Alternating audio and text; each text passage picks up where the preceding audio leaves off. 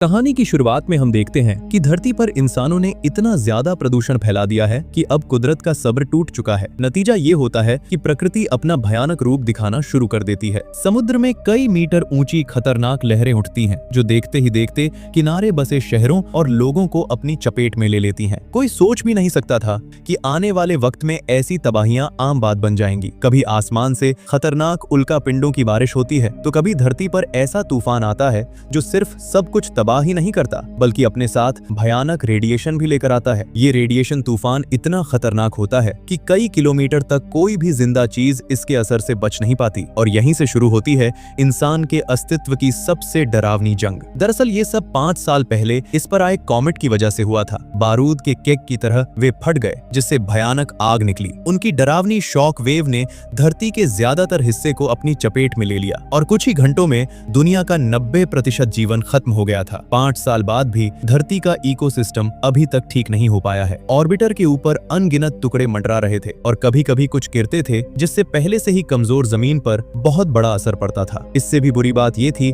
कि जानलेवा रेडिएशन हर जगह था, जो धरती को तब तक झुलसा रहा था जब तक वो जलकर कच्ची नहीं हो गई। लेकिन कुछ जगहें चमत्कारिक रूप से हरी भरी रह गईं। ये कुदरत का जिंदा रहने का पक्का और मजबूत तरीका है, और इंसानियत के जिंदा रहने की एकमात्र उम्मीद भी। हीरो जॉन और उसका परिवार आइसलैंड के एक बंकर में जिंदा रहने के लिए संघर्ष कर रहा है। हालांकि बाहर लगातार भूकंप और ज्वालामुखी फटने से बिल्डिंग का स्ट्रक्चर पहले ही टूट चुका है, और सप्लाई कम होने के साथ हर कोई जानता है कि वे ज्यादा देर तक नहीं टिक सकते, और उन्हें बाहर निकलने का कोई नया रास्ता खोजना होगा। उस दिन जॉन हमेशा की तरह सप्लाई खोजने के लिए अपने प्रोटेक्टिव सूट में निकला। बीच पर पहुंचने पर वो किनारे पर कई लाइफ बोट तैरती हुई देखकर हैरान रह गया, और पास में ही एक जंग लगा डिस्ट्रॉयर था। जॉन इतना उत्साहित था कि वो लगभग जोर से हंस पड़ा। वो उत्सुकता से दीवार में बने एक छेद से रेंग कर अंदर गया, लेकिन अंदर कुछ जली हुई लाशों के अलावा कोई और जिंदा इंसान नहीं था। जॉन पागलों की तरह सामान ढूंढने लगा। एक डायरी में उसे एक बैंगनी फूल का नमूना दिखा, जो दुनिया के खत्म होने के बाद की दुनिया में लगभग खत्म हो चुका था। जैसे ही उसने उसे अपने बैग में रखा,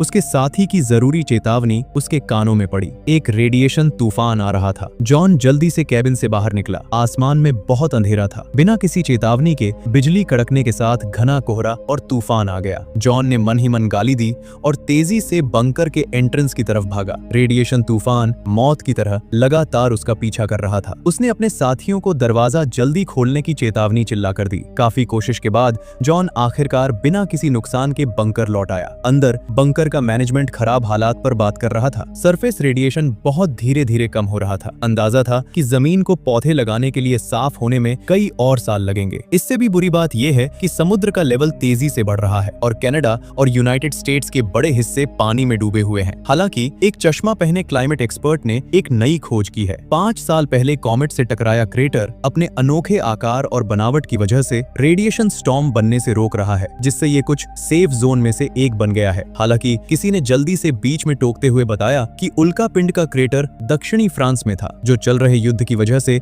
ज्यादातर लोगों के लिए पहुंच से बाहर था। बदकिस्मती से बचने के बारे में मीटिंग अनसुलझी रही। इस बीच जॉन को अपनी पत्नी एली मिल गई, जिसने अजीब तरह से अपनी छाती से एक बैंगनी फूल तोड़ लिया। उसकी आंखें चमक उठीं। अब पूरे 5 साल बीत चुके थे, और एली लगभग भूल ही गई थी कि फूल कैसे दिखते हैं। उनका बेटा नाथन पास खड़ा खालीपन से देख रहा था, सोच में डूबा हुआ। जैसे ही युवा जोड़ा अपने प्यारे पल में पूरी तरह डूबा हुआ था, और पूरा बंकर अचानक हिलने लगा। ये भूकंप पहले से कहीं ज्यादा जोरदार था। जमीन की सतह पर बड़ी बड़ी दरारें आ गईं। शेल्टर में बनी इमारतें गिरने लगी, और सब लोग चीखते हुए चारों तरफ भाग गए। जॉन को एहसास हुआ कि वो और नहीं रुक सकता, इसलिए उसने जल्दी से अपना सामान पैक किया और अपनी पत्नी और बच्चों के साथ भाग गया। लेकिन मेन गेट पहले से ही घबराई हुई भीड़ से ब्लॉक था। जॉन अक्सर ट्रैवल करता था और उस इलाके को अच्छी तरह जानता था। वो तब तक घूमता रहा जब तक वो एक छिपे हुए साइड दरवाजे तक नहीं पहुंच गया। आखिरकार जब वे बंकर से बच निकले, तो एक और जोरदार भूकंप आया। अब न सिर्फ उनका असली शेल्टर चला गया था, बल्कि वे शायद इस आइलैंड पर और नहीं रह सकते थे। जॉन के दिमाग में एक आइडिया आया, और वो जल्दी से अपने परिवार को कोस्ट लाइन की तरफ ले गया। लेकिन ये सोचने वाला वो अकेला नहीं था। कई और लोग तो प्रोटेक्टिव गियर भी नहीं लाए थे। जॉन को याद आया कि किनारे पर अभी भी कई लाइफ बोट तैर रही थी। शायद उनके बचने की यही एकमात्र उम्मीद थी। सब लोग बीच की तरफ भागे। पहली लाइफ बोट पहले से ही पूरी तरह भरी हुई थी, लेकिन लोग फिर भी चढ़ते गए, भले ही नाव झुक रही थी। जॉन का परिवार रुका नहीं, बल्कि दूर तक भागता रहा। वहाँ काफी कम लोग थे, और वे आखिरकार लड़खड़ाते हुए कैबिन में घुसने में कामयाब रहे। रहे। बाहर से और लोग आते रहे और मिलिट्री कैप वाले आदमी ने कैबिन के दरवाजे बंद करने का ऑर्डर दिया, नहीं तो कोई भी बाहर नहीं निकल पाता। जिन लोगों को चढ़ने का टाइम नहीं मिला था वे बड़बड़ा रहे थे, लेकिन वे सिर्फ लाइफ बोट को दूर जाते हुए देख सकते थे। जॉन को बैठने के बाद सांस लेने का भी मौका नहीं मिला था कि नेथन ने बेचैनी से उसे बाहर देखने को कहा। 10 मीटर ऊंची एक बड़ी लहर आई जिसने किनारे पर रहने वालों को उनके मुड़ने से पहले ही अपनी चपेट में ले लिया। छोटी लाइफ बोट हवा में पत्ते की तरह बेतहाशा हिल रही थी। खुशकिस्मती से ये एक सील बंद स्ट्रक्चर था और इसका मटेरियल इतना मजबूत था कि जॉन और उसका ग्रुप सुनामी से बच गए। उसने तुरंत अपना डिटेक्टर निकाला और पाया कि समुद्र में हवा की क्वालिटी अच्छी थी। तभी सबने अपने प्रोटेक्टिव मास्क हटाए और लालच से ताजी हवा में सांस ली। हालांकि कोई भी आराम से नहीं दिख रहा था। जिस आइलैंड पर वे जिंदा रहने के लिए निर्भर थे वो चला गया था। वे आगे कहाँ जाएंगे? एली को मीटिंग में मैनेजमेंट का सुझाव याद आया, सीधे इंग्लैंड में उतरो और फिर मशहूर सुरक्षित ठिकाने को खोजने के लिए फ्रांस जाओ। सबने सहमति में सिर हिलाया। हालांकि सफर मुश्किलों भरा होगा, लेकिन अगर वे कामयाब हो जाते तो उन्हें फिर कभी जिंदा रहने की चिंता नहीं करनी पड़ती। लाइफ बोट समुद्र में अकेली बह रही थी। इस तंग जगह में जॉन को अपनी मुश्किल में सिर्फ खुशी ही मिल रही थी। उसने अपने बच्चे से आसमान की तरफ देखने को कहा। 5 साल पहले इतना साफ और खूबसूरत तारों वाला आसमान सोच भी नहीं सकता था। बदकिस्मती से एक और उल्कापिंड जमीन से टकराने वाला था। भगवान ही जानता था कि इस बार वो कहां गिरेगा। कई दिन तेजी से बीत गए और जहाज पर खाना खत्म हो रहा था। सब इतने भूखे और कमजोर थे कि वे आराम करने के लिए आंखें बंद करके एक साथ तुबक गए। अचानक जहाज जोर से हिला। जॉन ने दरवाजा खोला और हैरान रह गया। आसमान पर बस कुछ ऊंची इमारतें दिख रही थीं। उसने तुरंत लिवरपूल टावर को पहचान लिया। उसे यकीन नहीं हो रहा था कि पूरा लिवरपूल शहर समुद्र में समा गया है। जॉन धीरे धीरे पानी के रास्तों से नाव चला रहा था। आखिर में एक ऊंची जगह पर किनारे पर आ गया। अब इंग्लैंड नजर आ रहा था। इसके बाद उन्हें फ्रांस तक पैदल जाना था। जॉन ने सुझाव दिया कि वे पहले कुछ सामान इकट्ठा कर लें। फिर उसने एक डिटेक्टर निकाला। यहाँ रेडिएशन का लेवल मुश्किल से ही ठीक ठाक लिमिट में था। उन्हें जल्द से जल्द एक बिल्डिंग के अंदर जाना था। नेथन ने अपनी तेज आंखों से दूर कई बचे हुए लोगों को देखा। ग्रुप जल्दी से उनके पीछे पीछे गया और जल्दी ही एक बचे हुए लोगों की बस्ती में पहुंच गया। यहाँ के लोग लंबे समय से रेडिएशन के संपर्क में थे। उनकी स्किन पहले से ही सड़ रही थी। सामने एक मोटी बैरियर दीवार थी जिसमें हथियारबंद गार्ड किसी भी आम आदमी को अंदर जाने से रोक रहे थे। कमांडिंग ऑफिसर बार बार इस बात पर जोर दे रहा था कि शेल्टर में अंदर जाने के लिए पास जरूरी है। दीवारों के बाहर ज्यादा से ज्यादा लोग जमा हो गए। उनकी भावनाएं और भी ज्यादा भड़कती जा रही थीं। हालात को काबू से बाहर होते देख ऑफिसर ने बिना किसी हिचकिचाहट के गोली चला दी और आगे की लाइन में बैठे दंगाइयों को मार गिराया। आखिरकार हंगामा शांत हो गया, लेकिन अगले ही पल सबने डर से आसमान की तरफ देखा। शेल्टर के मेन गेट से कुछ लोग अपने घरों की तरफ भागे। तभी एक बहुत बड़ा रेडिएशन तूफान तेजी से आ रहा था। जमा हुई भीड़ में अफरा तफरी मच गई। जॉन अपनी पत्नी और बच्चों को साथ लेकर जान बचाने के लिए भागा। तभी एक कार पास आई और वो जोर जोर से गिड़गिड़ाते हुए आगे बढ़ा। ड्राइवर ने अपनी घड़ी की ओर इशारा किया, ये इशारा करते हुए कि ये उसका इनाम होगा। जॉन ने बिना किसी हिचकिचाहट के सिर हिला दिया। इस समय उसे चीजों की कोई परवाह नहीं थी। ब्रेड का ट्रक तेजी से दूसरी दिशा में चला गया। वे उसी तरफ बढ़े। पूछने पर पता चला कि कार में बैठे सभी लोग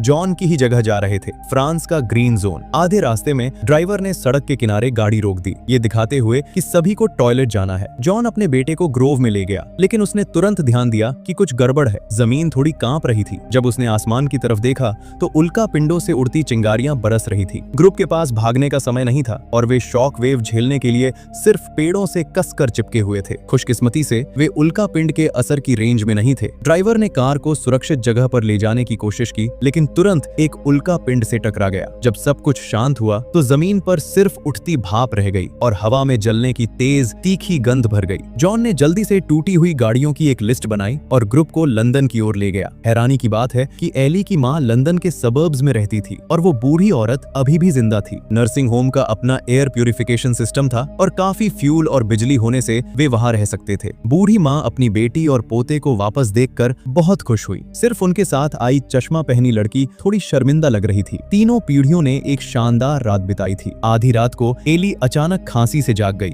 बाथरूम में जाकर उसने देखा कि जॉन की नाक से खून बह रहा है। कड़ी पूछताछ में उस आदमी ने आखिरकार कबूल किया वो सालों से सप्लाई की तलाश में में घूम रहा था और उसका शरीर लंबे समय से रेडिएशन से खराब हो गया था। डॉक्टर ने कहा था कि खून की खांसी शुरू होने से जॉन के पास जीने के लिए सिर्फ 6 से 8 हफ्ते थे। एली तुरंत फूट फूट कर रोने लगी। सिसकियों को रोकते हुए उसने कहा कि वो कहीं नहीं जा रही है, वो बस अपनी बाकी की जिंदगी अपने पति के साथ बिताना चाहती है। लेकिन जॉन ने साफ मना करते हुए अपना सिर हिलाया। जब तक वो हिल डुल सकता था, उसने एली और बच्चे को एक सुरक्षित हरी भरी जगह पर पहुंचाने का पक्का इरादा कर लिया था। अगली सुबह जॉन और उसके परिवार ने आंसू बहाते हुए अपनी सास को अलविदा कहा। निकलने से पहले बूढ़ी औरत ने जॉन को एक पिस्तौल दी और कहा कि अपनी पत्नी और बच्चों का अच्छे से ख्याल रखना, और इसलिए जॉन और उसका परिवार चश्मे वाली लड़की के साथ फिर से निकल पड़े। पहले तो सब कुछ ठीक ठाक चला, लेकिन रात होने के बाद पिछली सीट पर चश्मे वाली लड़की के सिर में गोली लग गई और सब डर के मारे चीखने लगे। जॉन तुरंत पहरा देने के लिए कार से बाहर निकला। अंधेरे से एक आदमी की धमकी भरी आवाज आई, जिसमें जॉन से कहा गया कि वो कार छोड़कर चला जाए। जॉन ने एक हाथ में बंदूक पकड़ी हुई थी और जैसे ही लुटेरे पास आए, उसने बिना किसी हिचकिचाहट के जवाबी गोली चलाई। उनमें से एक तुरंत जमीन पर गिर गया। जॉन ने बचे हुए लुटेरे को मारने की कोशिश की, लेकिन उसकी बंदूक में गोलियां खत्म हो गई थीं। जैसे ही लुटेरे पास आए, अंधेरे से फिर से गोलियों की आवाज आई। पता चला कि एली ने गिरे हुए लुटेरे से बंदूक उठा ली थी और उसे बिना किसी गंभीर चोट के नीचे गिराने में कामयाब रही। जॉन पूरी रात बिजी था और आखिरकार अपने साथी चश्मे वाली औरत को दफनाने में कामयाब रहा। कार उल्कापिंड के गड्ढे की ओर बढ़ती रही। सुनसान खेतों को पार करते हुए वे जल्द ही इंग्लिश चैनल पर पहुंच गए। पहले सब लोग दूसरी तरफ जाने के लिए फेरी लेते थे, अब वे गाड़ी चलाकर जा सकते थे। कौन सोच सकता था कि सिर्फ 5 साल पहले ये जगह समुद्र का कभी न खत्म होने वाला फैलाव थी। नेथन को भी ये काफी मजेदार लगा, लेकिन उसकी हंसी जल्द ही गायब हो गई। एक बड़ी दरार ने जमीन को 2 हिस्सों में फाड़ दिया था। जॉन ने आह भरी। ऐसा लग रहा था कि उनके पास कार छोड़कर दरार पर बिछी 2 मोटी रस्सियों पर चढ़ना ही एकमात्र रास्ता था। उस मशहूर सुरक्षित ठिकाने तक पहुंचने के लिए उन्हें दूसरी तरफ पहुंचना था। तेज हवा के कारण रस्सी खतरनाक तरीके से हिल रही थी। जॉन जो आगे चल रहा था, उसका पैर फिसल गया और वो लगभग गिर ही गया। उसके पीछे एली आंखें बंद करके रस्सी को कस कर पकड़े हुए थी। धीरे धीरे आगे बढ़ रही थी, जब तक कि वो आखिरकार बीच वाले पायदान पर नहीं पहुंच गई। अगली दूरी ज्यादा लंबी नहीं थी, उसे बस अपने सामने वाली सीढ़ी पर चढ़ना था। लेकिन तभी जमीन अचानक हिली और उनके पीछे रस्सियों पर बंधे लोग तुरंत नीचे गिर गए। उन्होंने जो सीढ़ियां बनाई थी, उनमें से एक भी गिर गई। जॉन के परिवार ने दांत पीस कर और मुश्किल से पकड़े रहने की कोशिश की। आखिरकार वे सुरक्षित दूसरी तरफ चढ़ गए। बदकिस्मती से बीच का पुल उनके पैरों की जगह के साथ पूरी तरह से टूट गया था। शायद वे दरार पार करने वाले आखिरी लोगों में से थे। 3 लोगों का परिवार बंजर जमीन से होकर अपना सफर जारी रखता रहा। जमीन जल चुकी थी और उसमें जिंदगी का कोई निशान नहीं था। तभी अचानक एक आदमी बंदूक लेकर दिखाई दिया। जॉन ने जल्दी से उनका मकसद बताया। वे क्लार्क क्रेटर जाना चाहते थे। ये सुनकर उस आदमी ने तुरंत अपना हथियार रख दिया और जॉन के परिवार को अपने सीक्रेट बेस पर ले गया। हालांकि बेस में बचने का पूरा सिस्टम था, लेकिन वो आदमी जानता था कि ये लंबे समय का हल नहीं है। उसे उम्मीद थी कि जॉन उसकी बेटी को सुरक्षित जगह पर ले जाएगा, जबकि वह अपनी पैरालाइज्ड पत्नी की देखभाल के लिए पीछे रहेगा। पेमेंट के तौर पर उस आदमी ने जॉन को एक फोटो दी। क्रेटर के पास का इलाका जंग के बीच में था। अगर वे किसी लोकल ऑफिसर को ढूंढकर फोटो दे पाते, तो उसका दोस्त जॉन के परिवार को लड़ाई वाले इलाके से ले जाता। अगली सुबह उस आदमी और उसकी पत्नी को जाते हुए देखकर जॉन ग्रुप को आगे ले गया। उसकी खांसी और बढ़ गई और एली की आंखें चिंता से भर गईं। उसने सुझाव दिया कि वे रुकें और आराम करें। ग्रुप घास पर बैठकर बातें कर रहा था और हंस रहा था। तभी अचानक दूर से हथियारों से लैस सैनिकों की एक टुकड़ी आ गई। उनके साथ चल रही लड़की ने जल्दी से अपने पिता का परिचय कराया। वो ऑफिसर इन इंचार्ज की करीबी दोस्त थी। युवा सैनिक करह उसने ग्रुप को याद दिलाया कि आगे न बढ़ें, क्योंकि आगे का इलाका लड़ाई का मैदान था और हर सड़क माइंड से भरी हुई थी। उस रात सैनिक खुद उन्हें एक छोटे से रास्ते पर ले गया। क्रेटर तक जाने का यही एकमात्र रास्ता था, लेकिन सुबह से रात तक लड़ाई चलती रही। घनी गोलियों को चीरते हुए युवा सैनिक ने हांफते हुए जॉन को बताया कि उसे आगे एक कैंप दिखेगा और फोटो में दिख रहा ऑफिसर वही है। जॉन ने उसे धन्यवाद दिया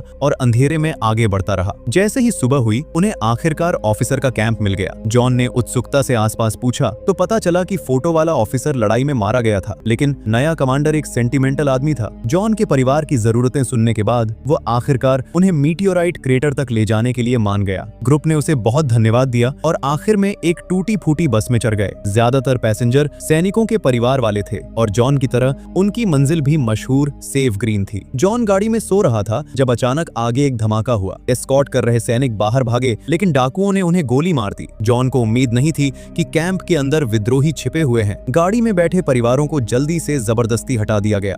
जॉन जानबूझकर आखिर तक टाल मटोल करता रहा और जब सैनिक मुड़े तो वो अचानक उनके हथियार छीनने के लिए झपटा। ये देखकर गाड़ी के बाहर खड़े परिवार भी लड़ाई में शामिल हो गए। जब उन्होंने डाकू को काबू में किया तो बस के अंदर से अचानक गोली चलने की आवाज आई। जॉन ने दरवाजा धक्का देकर खोला और बाहर निकल गया। हालांकि उसने लुटेरे को संभाल लिया था, लेकिन उसे भी गोली लगी थी। उस आदमी ने खुद को संभालने की कोशिश की और बस अपने रास्ते पर चलती रही। जल्द ही उन्हें सड़क के किनारे घास वाले मैदान दिखे। चोटी पर पहुंचकर एली ने जॉन को बस से उतरने में मदद की। उसके चेहरे पर तुरंत हैरानी और खुशी दिखी। आगे एक बहुत बड़ा गड्ढा था, एक असली छोटा सा स्वर्ग, हरियाली और खूबसूरत नजारों से भरा हुआ, एक मशहूर सुरक्षित ठिकाना। जॉन पूरी तरह खुश था। अनगिनत मुश्किलों के बाद वो आखिरकार अपने परिवार को यहाँ ले आया था, लेकिन अगले ही पल जॉन जमीन पर गिर पड़ा और दुख की बात है कि आगे मिलने वाली खुशी का मजा नहीं ले पाया। और इसी के साथ ये कहानी यहीं समाप्त हो जाती है।